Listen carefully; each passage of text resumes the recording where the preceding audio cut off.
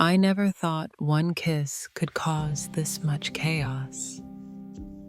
But the moment my lips touched hers, wrapped in her soft hijab, eyes wide with fear and curiosity, everything changed. We weren't just two women in a quiet corner anymore. We were a storm. The internet exploded. Strangers had opinions. Friends turned silent. But for those few seconds, we felt real. No rules, no shame, just fire. And if you think you've seen everything, you haven't heard our story. I had seen her before, twice, maybe 3 times, always at the back of the community art gallery where I taught a weekend painting class. She moved like silence itself, modest, delicate, avoiding eye contact, dressed in soft earth tones, with a hijab that framed her face like a painting from a time before judgment. I remember thinking she didn't quite belong there, or maybe she didn't want to. That Saturday, I stayed behind after class to clean up. The smell of turpentine and wet canvas lingered in the air. I was deep in thought, scrubbing brushes, when I felt it. The unmistakable sensation of being watched. I turned. There she was, standing at the doorway like a question waiting to be asked.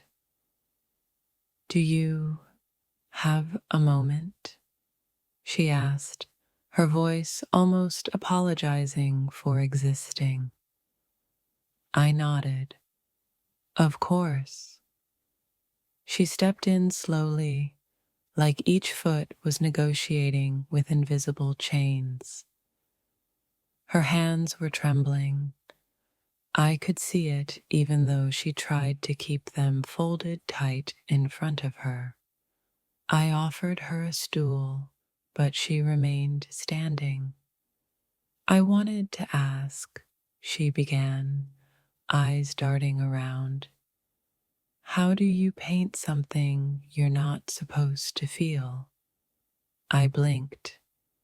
"I mean," she continued, struggling for words, "how do you paint something that's inside you that you were raised to hide?" There it was, the real reason she came. And suddenly, I saw her, not as a shy student or a quiet stranger, but as someone on the edge of something terrifyingly beautiful. "What is it you're trying to paint?" I asked, heart beating faster than it should. She stared at me, and in that stare, I felt her scream. Not a sound, but a scream of longing, confusion, fear, and yes, desire.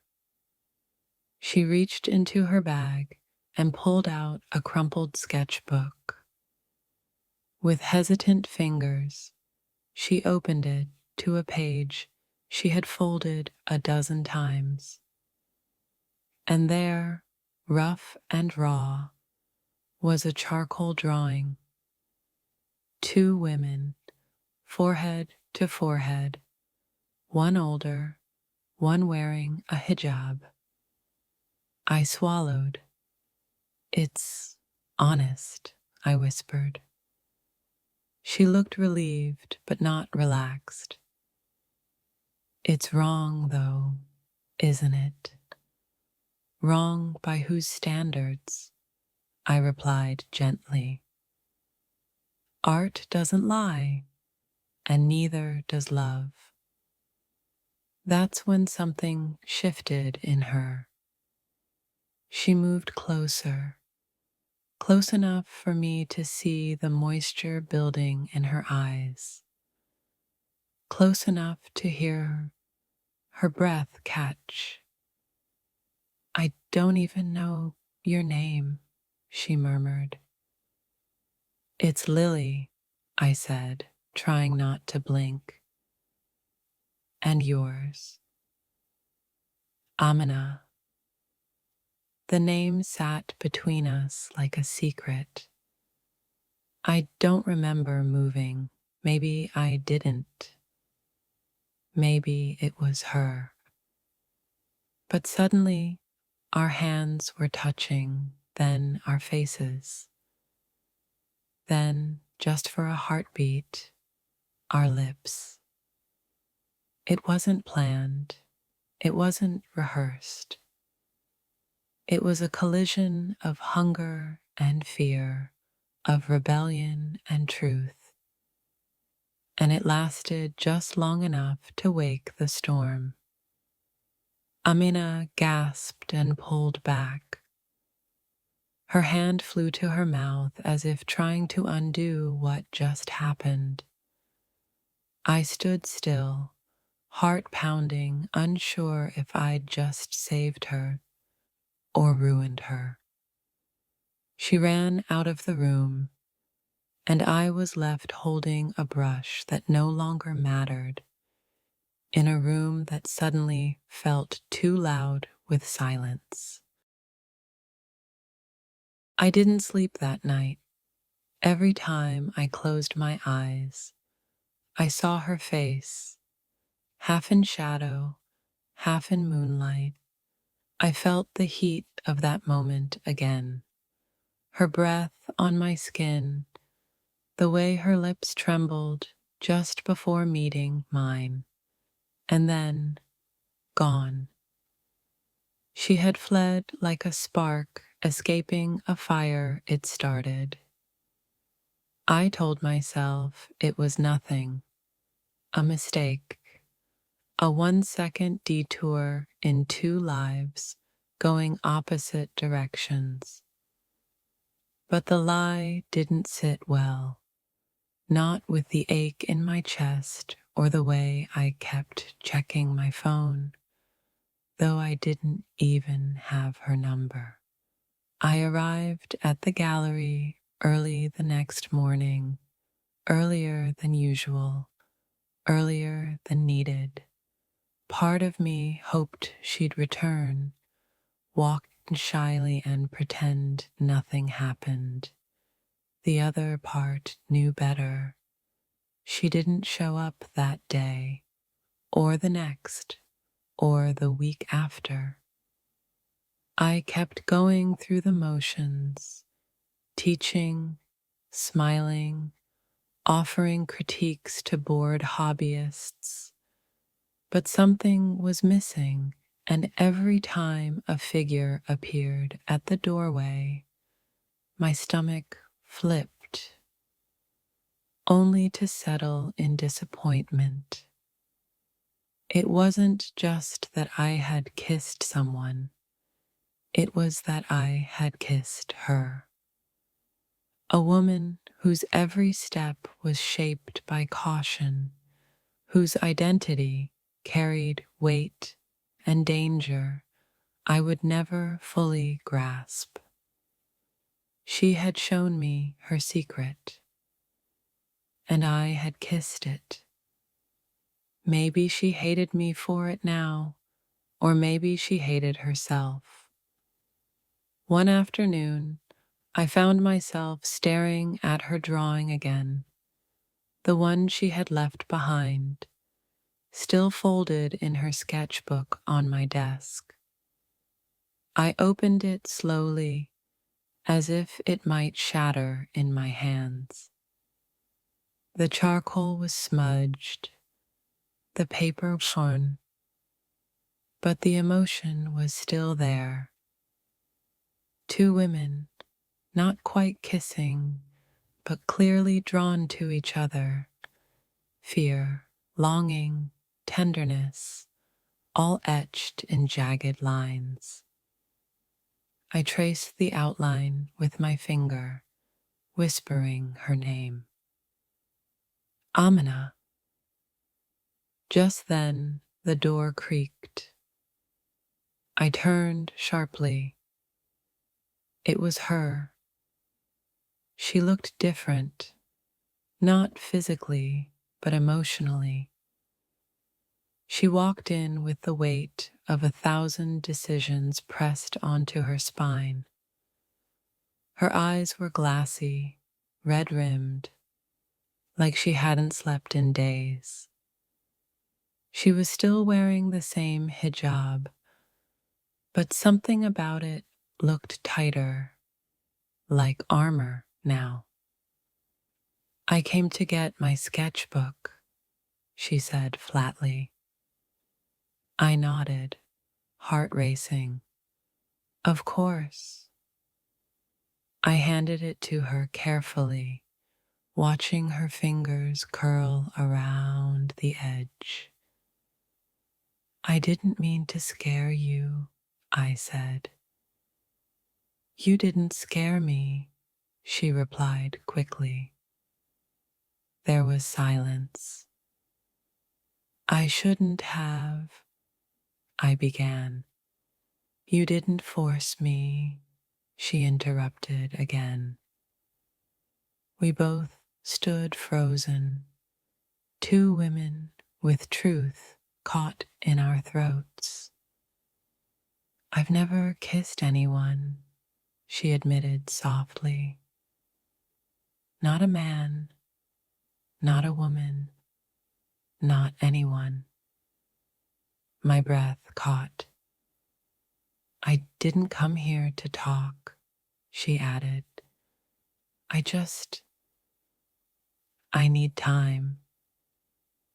Take all the time you need," I said, barely managing to speak.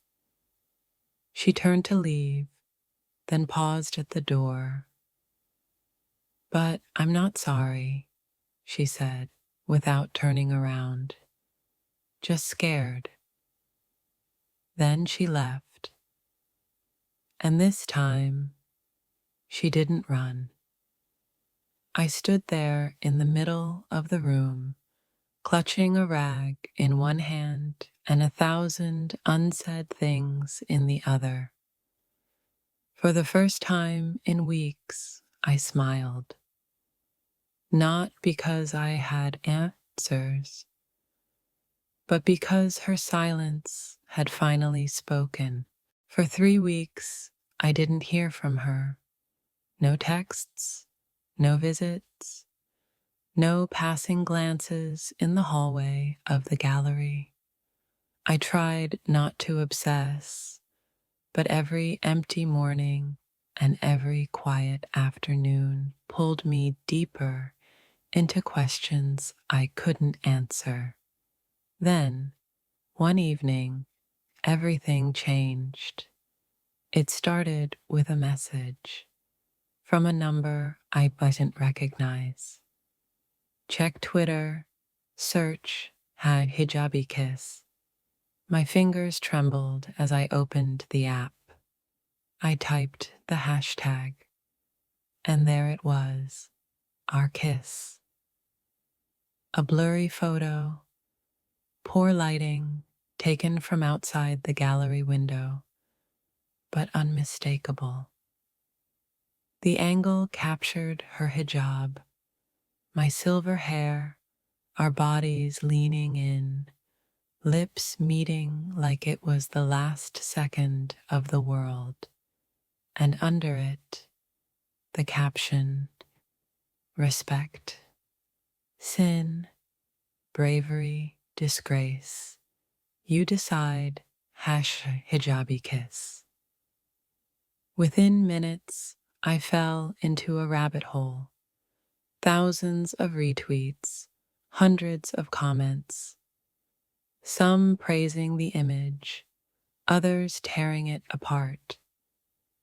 Words like haram, iconic, perverted, and revolutionary flooded the screen. And then I saw her name, not mentioned directly, but hinted at. Someone had guessed. Another confirmed it. Her art class, her name, her community. Amina was being outed in front of the world. I dropped the phone, my heart raced, my mind spun in 1,000 directions. Did she know? Did she post it herself? No, she wouldn't. She couldn't. I rushed to the gallery the next day, hoping to find her there. I checked the studio. Empty. I asked the receptionist. Nothing. And then, just as I was leaving, a voice behind me. Is this what you wanted? I turned. She stood in the corner of the room, holding her phone in one hand, her eyes glassy with fury. I began. You think this is romantic? She snapped. You think this is art? I had nothing to do with it, Amina. Then who did? Her voice cracked. Who was watching? Who was close enough to capture that? I didn't have answers. I lost my sister yesterday, she whispered. Not to death, to shame. She told me to never come home again, said I brought dishonor. My throat tightened. I didn't want any of this, she continued. I didn't want to be a hashtag, a trend, a target. She dropped her phone to the floor, and now everyone knows. I walked slowly toward her. They don't know you, Amina, not the real you. She laughed bitterly. They know enough. We stood there, breathing heavy, while the world outside clicked and tweeted and commented on a moment that was never theirs to begin with. I can help, I offered. If you want me to speak out. No, she interrupted. They'd just blame you. Call you a predator, a white savior, a manipulator. I flinched, because some of that was already showing up in the comments. She looked at me, softer now. But I don't regret it. I just wish it had stayed ours. Then she did something I didn't expect. She reached for my hand. I don't know what comes next, she said, but I don't want to face it alone. We stood there in silence, fingers interlocked, because sometimes the loudest moment of your life isn't the kiss. It's what happens after the world sees it. It started small, just a few angry emails to the gallery, a voicemail calling me a corrupting influence, flyers posted outside the building. I had survived criticism before. Age brings thicker skin. But this wasn't just criticism, it was a wildfire. They wanted me gone. Anonymous accounts began tagging the gallery in hateful posts. Someone published an open letter online calling our kiss predatory, inappropriate, immoral. It didn't matter that Amina was an adult. It didn't matter that the kiss was mutual. It only mattered that I was older and that she wore a hijab. Two women kissing wasn't new, but we were different, too different, and they couldn't handle it. The gallery director called me into her office. She looked exhausted, like she'd aged 10 years overnight. "Lily," she said gently, "we're getting pressure from donors, from the board." I didn't need to hear the rest. "You're letting me go," I said. Her eyes filled with regret. "It's temporary. We just need the noise to die down." I nodded. "And what about her?" Her voice dropped. "Amina hasn't been seen here in over a week. We don't even know if she's safe." I left with a box of paintbrushes and a lump in my throat. Not because I lost a job, but because I didn't know if I had just cost her everything. That night, I stood in my kitchen staring at my phone. I wanted to call her, but I didn't have her number. Just that one anonymous message that started this spiral. So I did the only thing I could. I posted. This is not about seduction or rebellion. It's about two human beings who found honesty in each other, even when the world wasn't ready. I kissed her. She kissed me back. That's the truth. The post went viral. Half praised it, half cursed me. The comments became a war zone. My inbox overflowed with death threats and love letters. People I hadn't spoken to in years texted me, some to say they were proud, others to say I'd disappointed them. And then, finally, one message that made my knees buckle. "Can we talk?" Amina. She agreed to meet the next day at a park downtown, one far from the gallery, far from her neighborhood.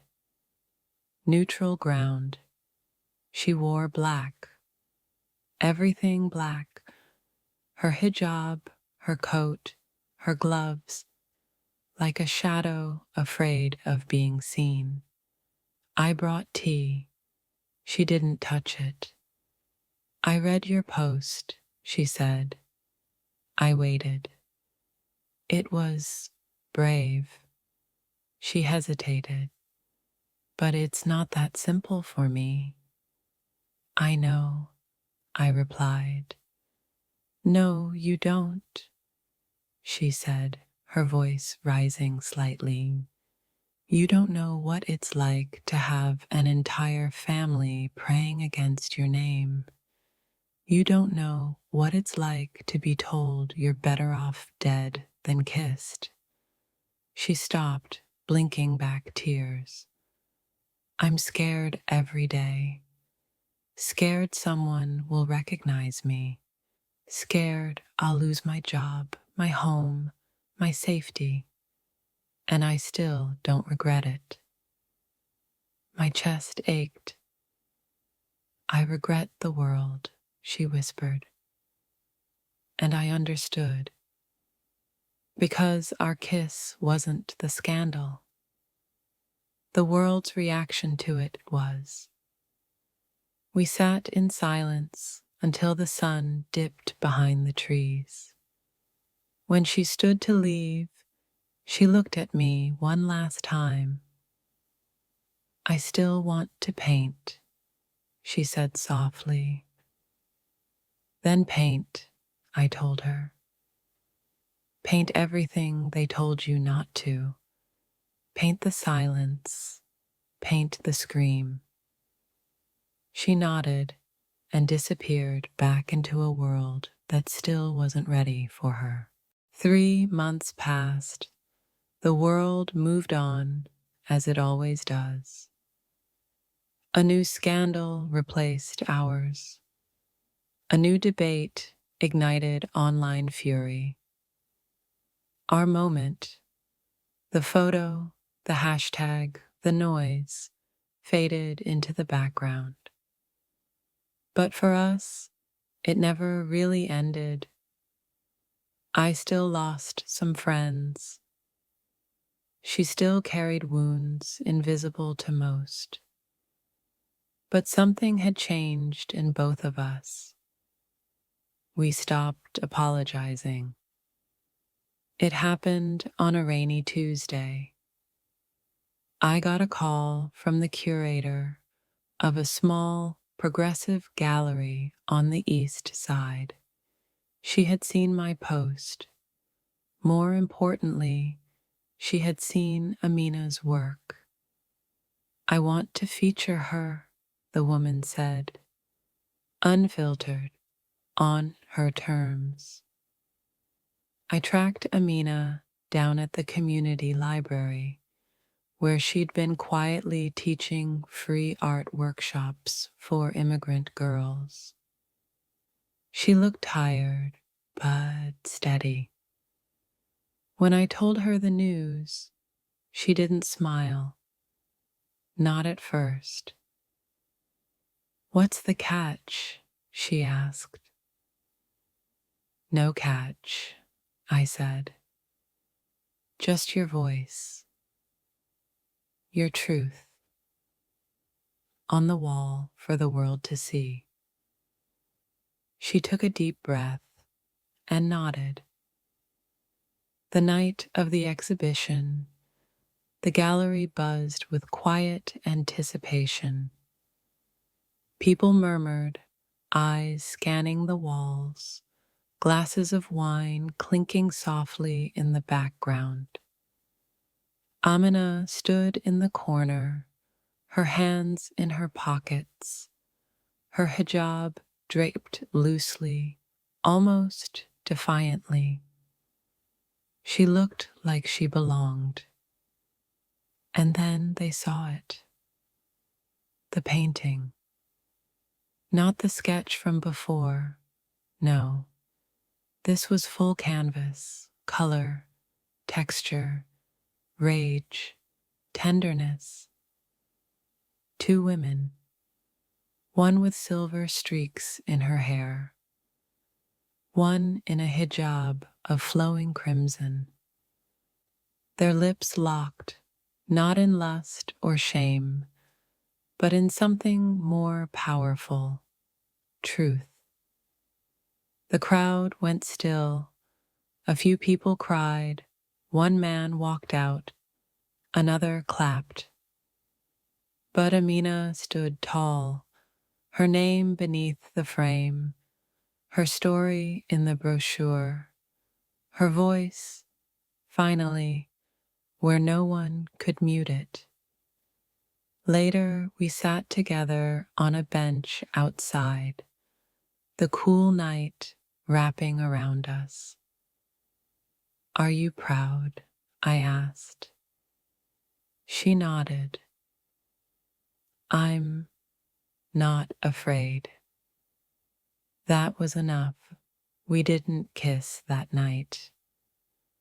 We didn't have to, because love isn't always fire. Sometimes it's the quiet defiance of existing in a world that wanted you hidden. She rested her head on my shoulder, and for once, there were no hashtags, no cameras, no chaos, just us, alive, unashamed, and still here. Some kisses are never forgotten, not because they broke rules, but because they revealed truth. Amina and I didn't just share a moment, we shattered a silence. If this story moved you, share your thoughts below. Would you have had the courage to love out loud? Let's talk.